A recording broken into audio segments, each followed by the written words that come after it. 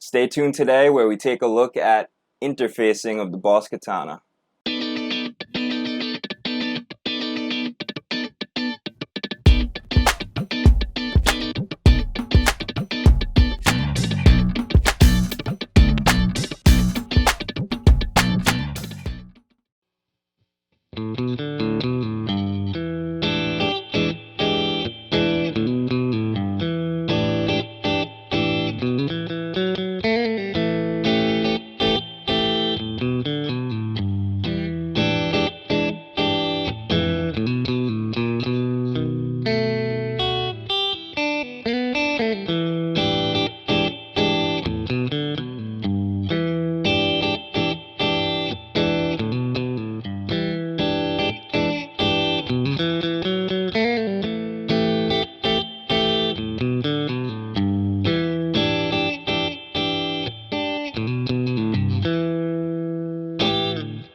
Hey, what's up everybody out there in YouTube land? I hope you're safe and healthy in these crazy times. This is John again from Overdrive Guitar Channel, bringing you some more Overdrive content. So today's episode I think is going to be an interesting one. It's going to be the first in a bunch of looks at the Boss Katana.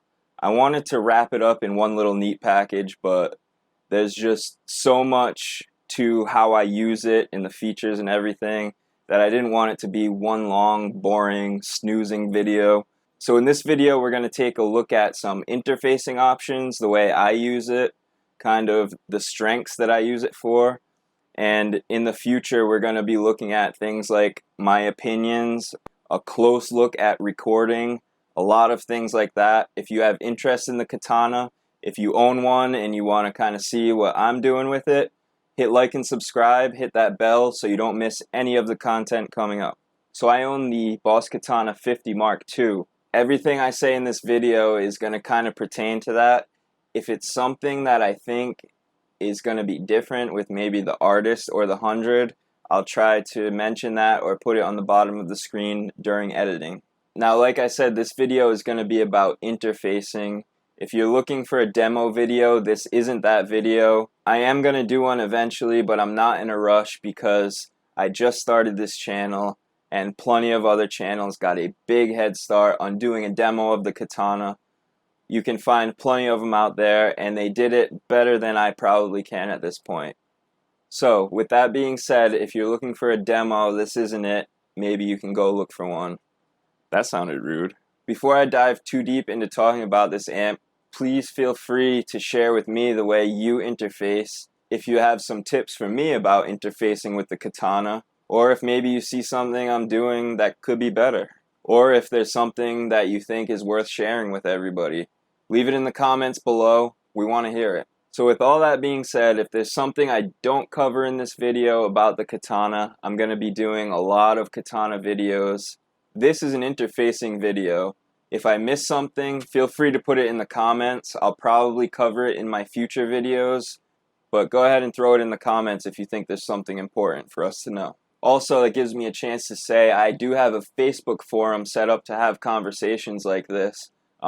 It's brand new. We're kind of just getting some people in there, just getting some conversations started. You can look for the link in the description or search ODGC videos in your Facebook browser. Now, I think it's only fair before I start getting into the whole interfacing thing and maybe sharing some opinions on that to tell you how I personally use the Katana. Now, I believe it's a practice amp with some strong features that make it pretty good for recording, content making, things like that. In my opinion, the 50 is just a little too weak for gigging. Just my opinion. Not a very popular one.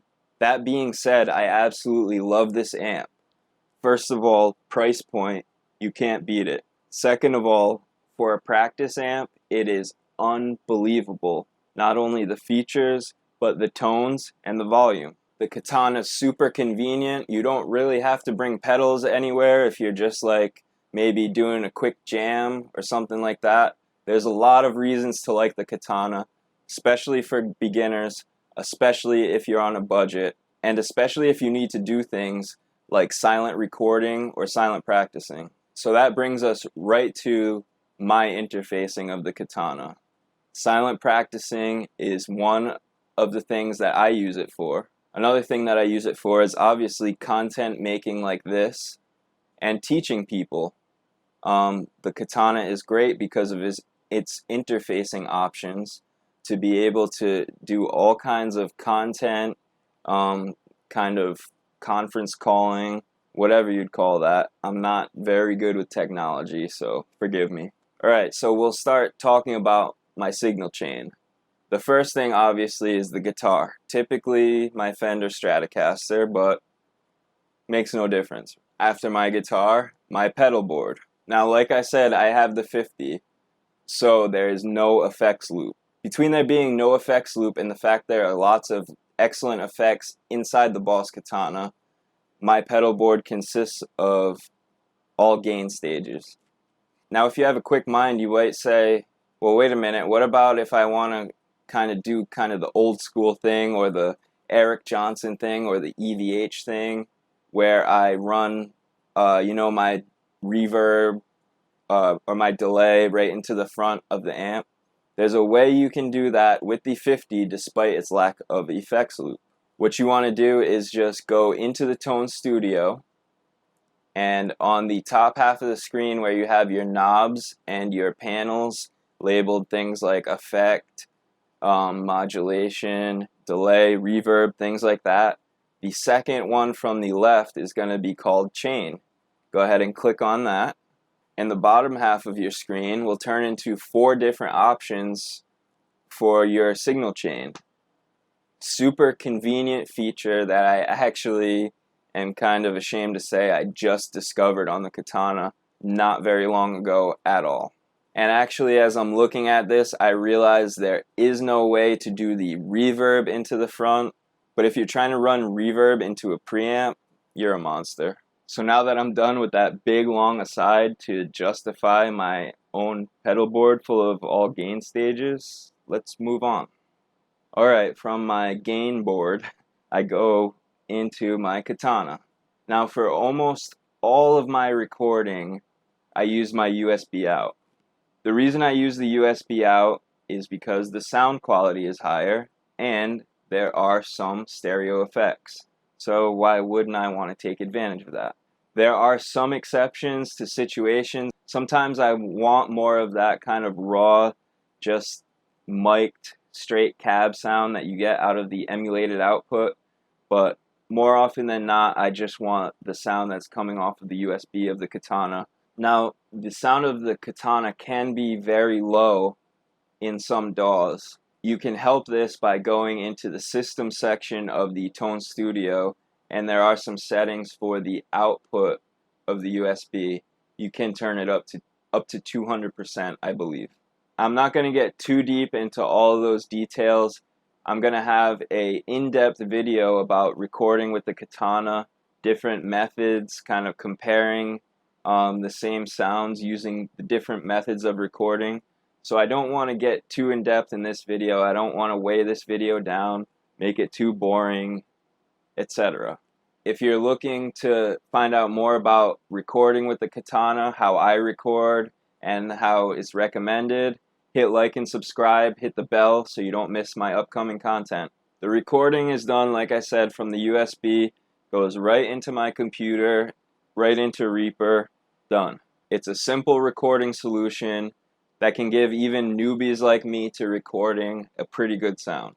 There is a few drawbacks to the USB, things like you can't reamp, but again, I'm not going to get too deep into the recording aspect. That's another video coming up. But that does lead me to my next piece of interfacing. Now, there is a weakness I feel to the USB recording setup of the Katana, and that is that they use the ASIO driver. In my opinion, Boss should have come up with their own driver, and they would be able to do a lot more things. It would make the user experience much better, I'm sure. I kind of thought and hoped that when the Katana came out, ASIO as a driver was just going to be kind of something to get it rolling, and then they would get their own driver going. It's something I've seen with other products, but unfortunately that wasn't the case here. not too many complaints overall, but I feel like they could make things a little bit smoother if they had their own driver. And the other thing is, Boss, what's with Tone Studio? You never put new tones in it. That would be awesome if you stack that with tones.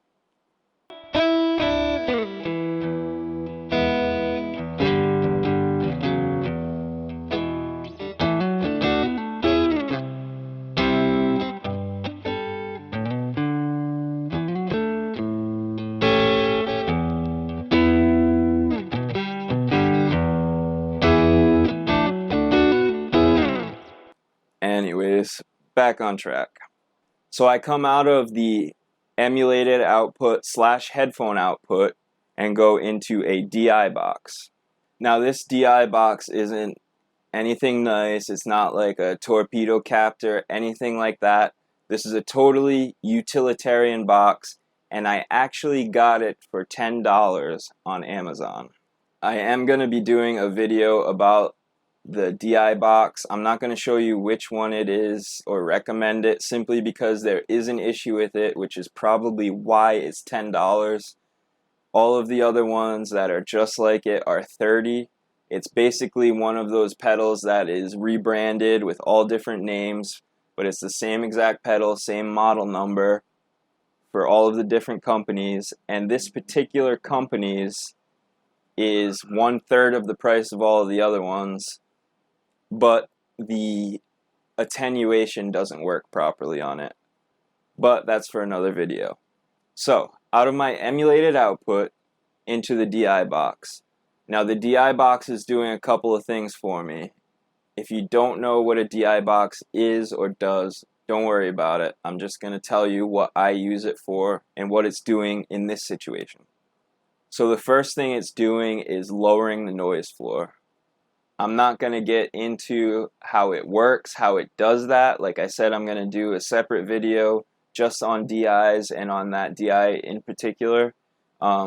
So I'll just let you know that it does put out a balanced XLR signal, and of course a balanced signal reduces noise, in case you didn't know that. There's a few reasons why it was important for me to reduce noise, but one of them was because I'm getting into recording and content making. I'm getting into kind of fooling around with the whole amp sim reamping thing, and I noticed that when I tried to use the amp sim for live playing, in other words using my computer as an amplifier by using the plugin as a live effect, if I tried to use any of the models that had any kind of real gain on it, it was just a ton of noise. Now I can't go, as it's usually hooked up, directly into the DAW to use an amp sim.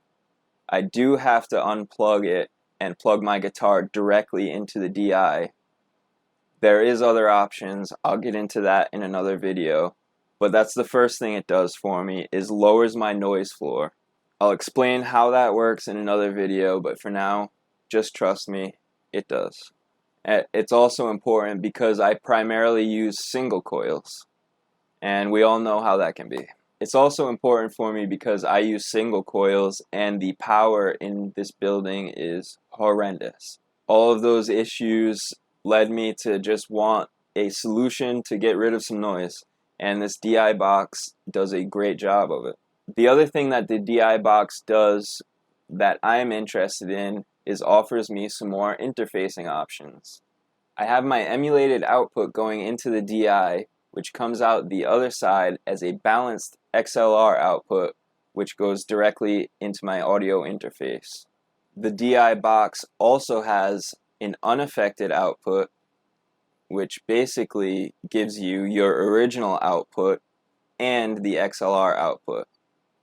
Handy for live situations, of course, but in my case, this gives us the ability to do a lot of things like live monitoring directly from there, running a second amp or second device, on and on and on. It just gives a lot of good options.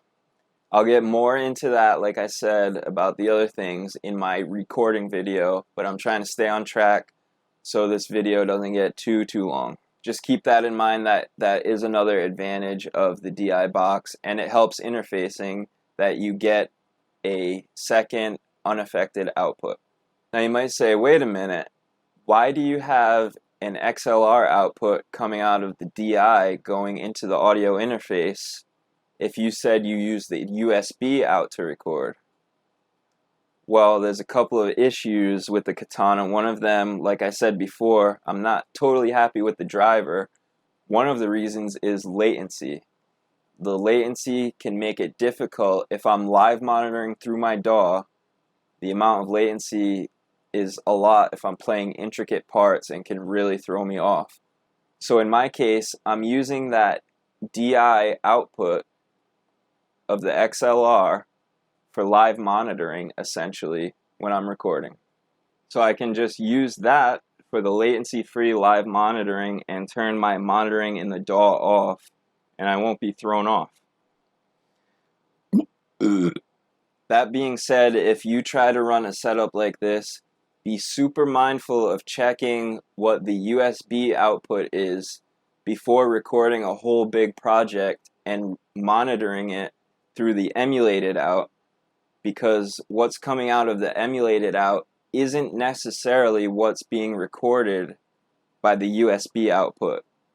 You can tweak the USB output, it can have a different effect going into the DAW, etc.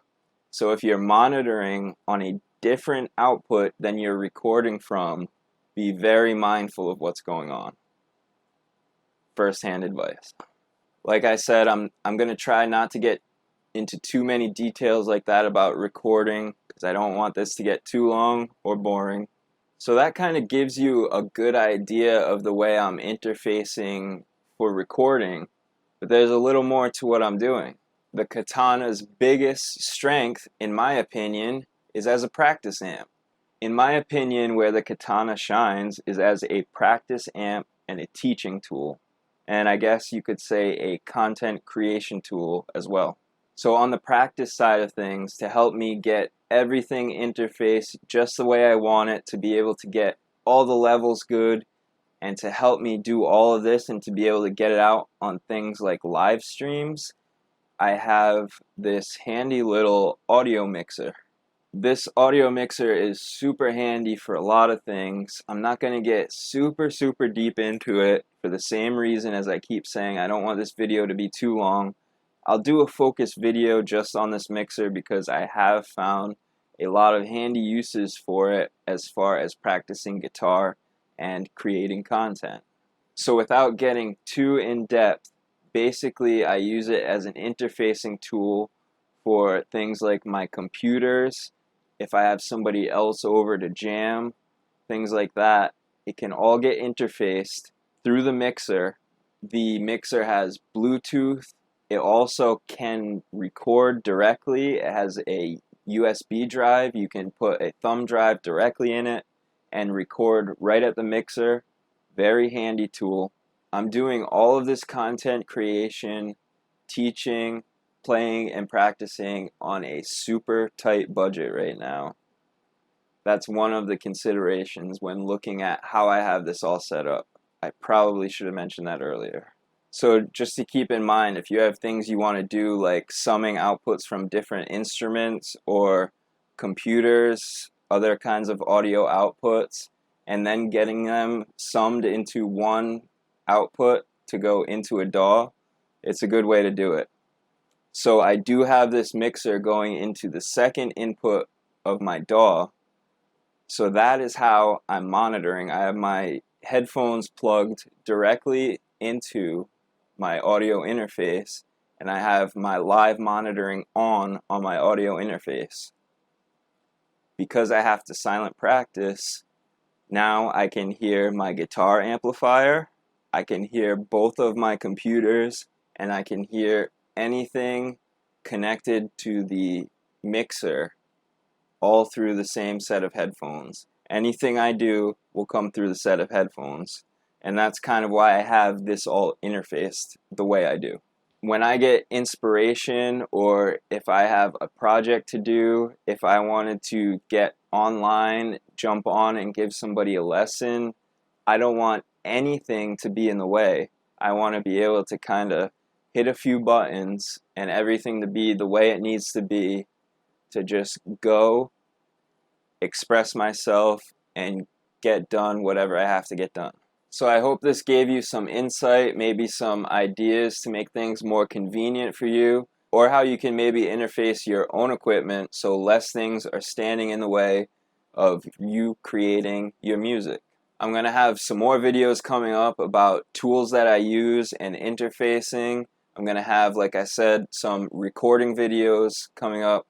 I'm going to have some videos shooting out different methods of recording and comparing directly the same sounds recorded by different methods. If any of that interests you, or if this had any value to you, please hit like and subscribe so I can continue my content creation journey. Thanks everybody, and keep rocking.